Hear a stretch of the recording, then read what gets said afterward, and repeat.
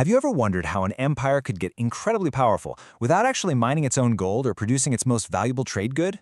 Well, today, we're diving into the story of the Kingdom of Ghana. It's an absolute masterclass in how geography, trade, and some seriously clever taxes can build a world power. Let's get into it. When you think of the Sahara Desert, what comes to mind? Probably a huge, empty, barren wasteland, right? Well, for the ancient world, you gotta forget that idea. This sea of sand was more like a superhighway, a bustling trade route connecting two completely different worlds. And that very connection was about to spark the rise of an incredible empire. So what was the secret? What made this all possible? It really all started with a simple but super powerful imbalance in geography. You can think of it like a massive supply and demand problem, one that was literally written into the landscape of West Africa. Okay, here's the heart of it. In the south, you had forests overflowing with gold, but what they desperately needed was salt. I mean, it was essential for preserving food and just staying healthy in the heat. Now head north into the Sahara, and it's the total opposite. They had massive slabs of salt, but what they really wanted was gold. This one simple mismatch created the absolute perfect conditions for a trade that would change everything. And we're not just talking about a couple of merchants at a local market. This mutual need created a gigantic economic engine. It became the lifeblood of the entire region, and it was about to fuel unbelievable amounts of wealth and power. So what was the key to this whole operation? What made it all work? The humble camel. Seriously, just try to imagine thousands of them, loaded up with heavy slabs of salt, trekking for weeks and weeks across the dangerous Sahara. The risk was huge, but the reward was even bigger. They'd come back loaded down with gold, turning that desert from an obstacle into a highway of commerce. The amount of wealth this trade generated was, well, it was staggering. We're talking about enough money to fund huge armies, build entire cities from scratch, and create a really sophisticated government. See, this trade wasn't just about getting rich, it was about building an empire. Okay, so with all this wealth flowing back and forth, you have to be asking yourself, who's in charge here? This is where the Kingdom of Ghana steps onto the stage.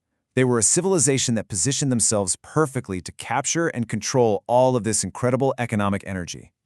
The absolute genius of Ghana was its role as the ultimate middleman.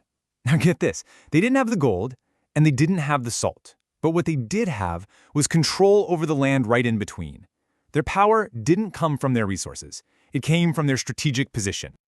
So yeah, Ghana's rise to power was no accident. It wasn't just a lucky break. The rulers were masters of geopolitics. They understood that their location, smack dab between the gold mines and the salt flats, gave them the keys to the entire network. But, controlling the land is one thing. How do you churn that control into actual power, into wealth?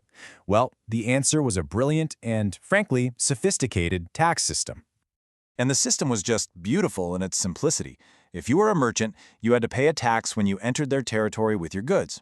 Then you'd go do your business, trade your salt for gold or whatever, and on your way out, you guessed it, you had to pay another tax on the goods you were leaving with. It was a guaranteed payday for the kingdom. And what did they do with all that tax revenue? They were smart. They didn't just hoard it, they reinvested it right back into the kingdom. They funded a powerful army to keep the trade routes safe, built a strong government, constructed new towns, and supported skilled workers. Those taxes didn't just support the empire, they literally built it. And of course, success breeds more success. As Ghana got safer and richer, its markets just blew up. It wasn't just about gold and salt anymore. Soon, you had ivory, iron tools, animal hides, cola nuts, and other goods, including enslaved people, all flowing through their territory. This made Ghana an even more essential hub of commerce. The wealth of Ghana created a ripple effect that went way beyond just filling up its treasury. It ended up shaping the culture, the reputation, and the future of the entire region for centuries. And this wealth wasn't just some abstract concept. You could see it with your own eyes. It was there, in the impressive cities that sprang up, in the vibrant culture that flourished. It was real, tangible proof of their economic success. And you know what? Word gets around. Soon, stories of Ghana's incredible wealth and its well-organized society spread far and wide. It started attracting traders, scholars, and writers from all over Arabia, North Africa, and even Europe. Ghana was now a major player on the world stage. But here's what's so important to remember. Those caravans brought more than just stuff. They brought ideas, they brought culture. Contact with Muslim merchants from North Africa introduced Islam to the region, and that had a profound impact on everything from religion and law to education. It's the perfect example of how trade is always a two-way street for cultural exchange. You know, the story of Ghana is just an incredible lesson in how geography can be destiny. It shows how a strategic location and smart control over trade can build an empire from almost nothing. So it makes you think, right? What are the middleman kingdoms of our time? What straits, canals, or even digital pathways hold the keys to global power today?